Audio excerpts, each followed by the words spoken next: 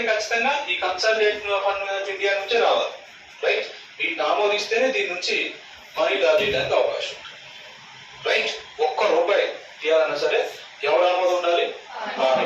So money, so no money shall be drawn from the consolidated fund of India without approval of parliament. Without approval of parliament. Right? So ఈ నిధి ఎందుకు అంటారు? ఇప్పుడు ఇది public account, public నిధి అంటారు.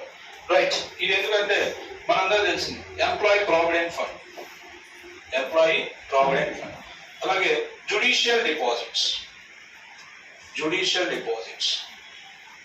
So జరిమానాలు, న్యాయస్థానాలు విధించేటువంటి జరిమానాలు కావచ్చు, మరి మనం కేంద్ర ప్రభుత్వ ఉద్యోగాలకు అప్లై చేసుకున్నప్పుడు ఫీజు కడతా ఉన్నాం, అలాంటి ఫీజులు కావచ్చు, అలాగే ప్రభుత్వం జరిమానాలు కావచ్చు.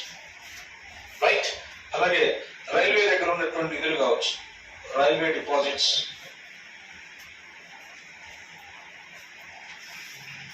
Income tax deposits,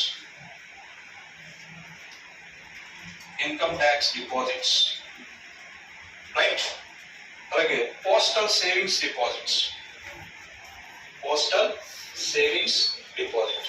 so post office లో సేవ్ చేసుకున్నటువంటి అమౌంట్ కావచ్చు, ఇలాంటివన్నీ కూడా ఎందులో ఉంటాయి? Public account. రైట్, సో అంటే employee provident fund.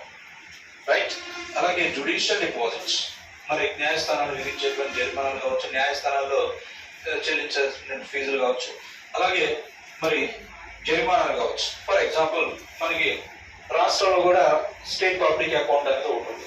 For example మరి సిగ్నల్ జంప్ అయినా, హెల్మెట్ ధరించకపోయినా సరే మరి ఫైన్ వసూలు చేస్తా ఉన్నారు డ్రంక్ అండ్ డ్రైవ్ కానీ, ఈ అమౌంట్ కూడా మరి స్టేట్ పబ్లిక్ అకౌంట్ చేరుకో. అర్థమవుతుందిగా, కరోనా అప్పుడు మాస్క్ పెట్టుకోకపోతే జరిమానా విధించడం జరిగింది, అలాంటివి కూడా. అర్థమవుతుందమ్మా, స్టేట్ పబ్లిక్ అకౌంట్. ఇదేమో సెంట్రల్ కు సంబంధించినటువంటి పబ్లిక్ అకౌంట్.